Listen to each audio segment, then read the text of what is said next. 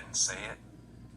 Does anyone feel like they are using geoengineering to affect the weather? This freak weather? I know people are going to point the finger and shout, conspiracy theorists. I don't care. Not you guys, but they're out there. The ones who look at people like myself discussing such things. Oh, how convenient is it to keep everyone in their homes at this stage in the election game? Listen, they can create the rain and stop the rain. They can create the snow and stop the snow. They can make it hot, they can make it cold. They can, they will, and they do. Yes, Israel. Because all they're going to do is turn on the machines that they have. Like the heart machine, the hydrogen collider. Because every time they turn those machines on, Israel, we have a problem with our weather. No matter what it is, we have a problem with it, Israel. So yeah, they can turn it off and turn it on anytime they get ready. Our eyes are open. Well, do we know that now, right, Israel? We know. This snow, it's like the snow they make at ski resorts. Have you noticed that? Do you guys want to know how I know that this weather is likely manufactured? Well, we are going to get into that in a moment. Just understand that the media lies about everything, especially the future.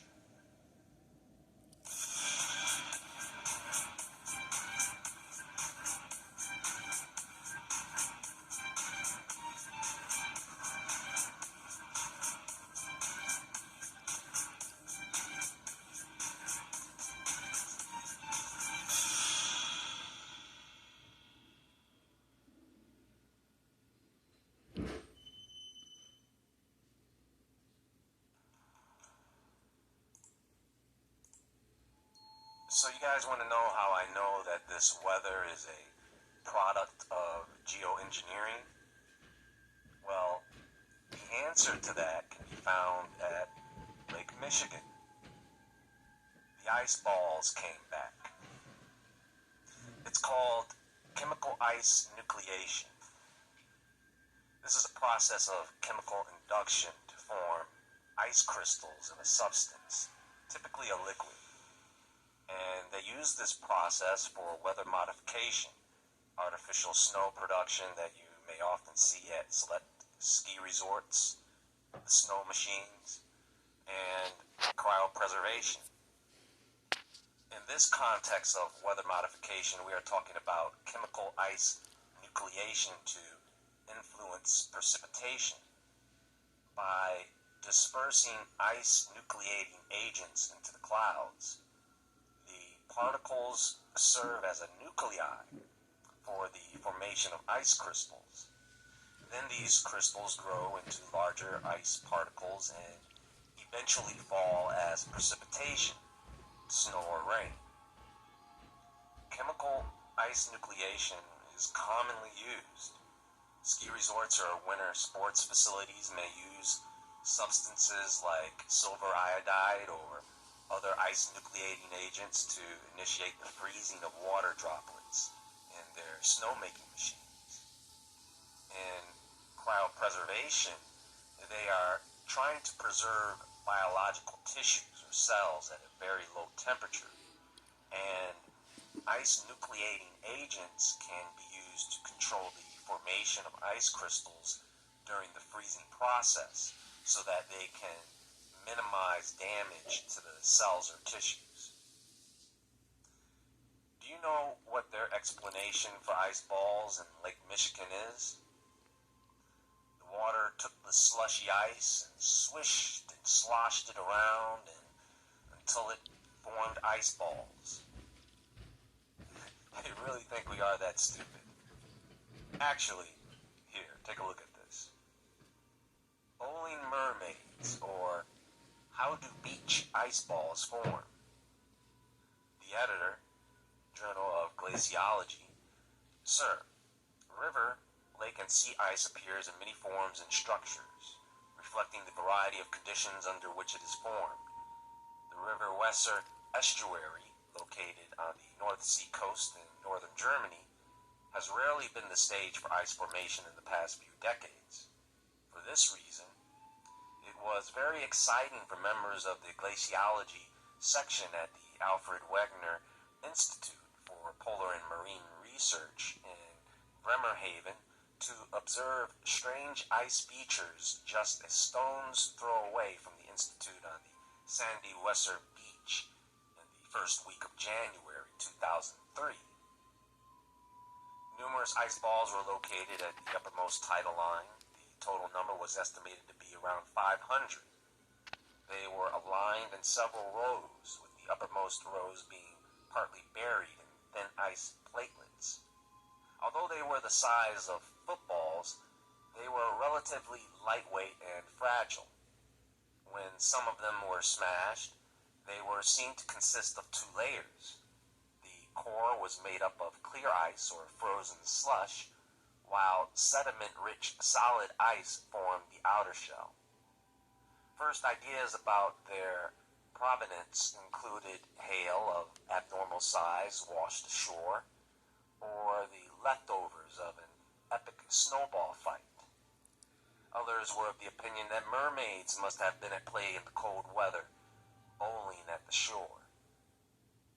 So, if you go and read the rest of this abstract, they go into very fine detail about how they cut these things open and took measurements. And they vividly explain the formation of the ice balls. And to their credit, everything sounds fairly accurate. But they are still having a hard time understanding the phenomena because they missed something. When these ice balls start to take formation, it's snowing at the time. And so the snow that fell from the upper atmosphere was likely contaminated with nucleating agents, which explains why these ice balls are all so similar in formation, because the nucleus of these ice balls started off the same, as some type of chemical crystal formation. Now, this is not just my theory. There are others who think this is the case as well. Now, what I'm about to tell you next, and what I'm about to show you, I really don't want anyone to be alarmed, but I am concerned. So, I am just going to tell you what I did and what I found, okay?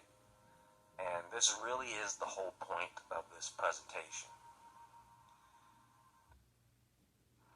How do you take 20,000 children in the middle of New York City without anybody seeing? They're being put into buses. Now, I was curious if the precipitation from this snowfall was contaminated. I am right now in New York State, but I'm nowhere near New York City. Now, I knew that if I took snow samples, I wouldn't have a way to identify any chemical contamination, but I took samples of freshly fallen snow, about 8 or 9 samples actually, and placed these samples under my microscope. First at 10 times the magnification and then 40 times the magnification. When you have a microscope slide, depending on where you get your slides, they already have some debris on them. So you have to clean the slides first. I'm not in a vacuum lab. So I did that. I looked at the clean slides and there was very little to no debris on the slides, if any. You just see white or sometimes tiny fragments of glass from the slides, but very, very few particles, if any. Now, immediately after cleaning the slides, one by one, examining the slides, I then went outside and took... So you see, Israel, that we know that they can make and create snow, just like they can make and create rain, fog, wind.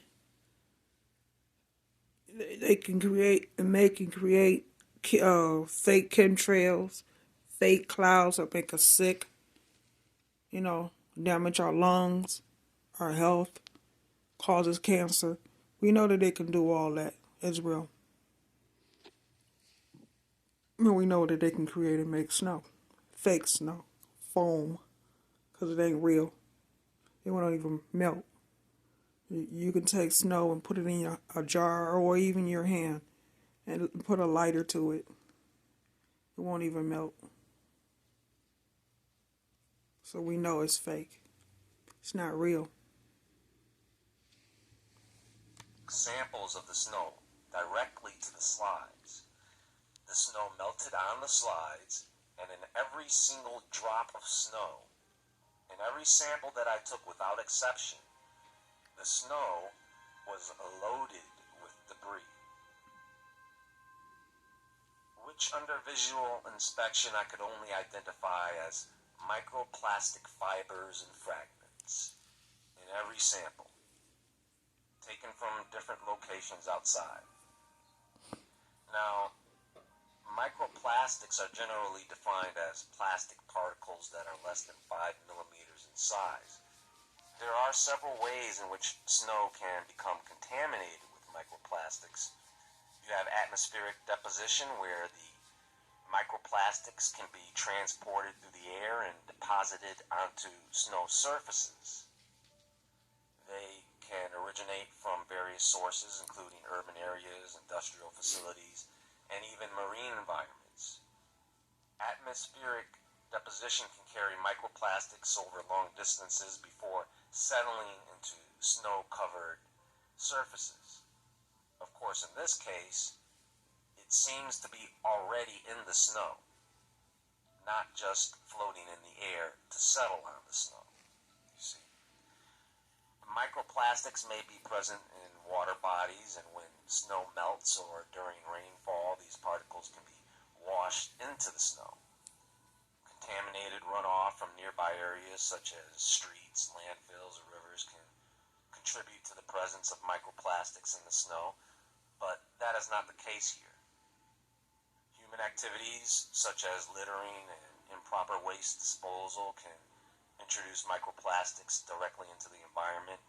For example, plastic debris left on the ground can be picked up by snow, leading to contamination, and that's not the case here. Now, once microplastics are present in the snow, they can have several environmental. Okay, so that's telling you that that they can use plastic or foam to create snow to come down, because real snow would melt when it came towards heat or a lighter or a match. It would melt. But foam or plastic wouldn't. Impacts. As the snow melts, the microplastics are released into the surrounding environment, including water bodies, soil, and the ecosystem. These particles pose a risk to wildlife, as they are often ingested or accumulate in organisms, potentially causing harm. It contaminates the water and vegetation. The animals, chickens, cows, pigs, humans. The animals get this into their bodies. It gets on the vegetation, and I don't know if it can just be washed off. So we eat the vegetation and animals that come from the Midwest and central U.S., various places around the country. Folks, this stuff is getting into our bodies. There is no doubt about that. And look, this is absolutely disgusting. So as it doesn't get in your body from one way, it gets in your body from another. Chemtrails. When they do the fake clouds, the chemtrails gets in our body when we breathe in the air, or when we touch the snow. Gets into your pores. So either way it goes, it gets in our body, Israel. That is what he's trying to say. Those of you who are into science or are scientists, or those who are familiar with microscopy, let me know what you think after looking at these images. Those of you who have microscopes yourselves and can take a look at some samples in your area, let me know what you find. In the meantime, folks, share this with as many people as you can, because it is better to be safe than sorry. The last thing we need is a bunch of people getting sick after this storm and the lunatics in the media calling it a new pandemic disease that just popped up out of nowhere, when their illness may be a side effect of people being exposed to this contaminated snow. You guys let me know what you think. That's all for now, but I will return soon with more updates and reports. Until then, everyone just protect yourselves, your kids, and your pets. Take a look into this, and as always, stay awake, stay aware, stay safe, and I'll talk to you all soon.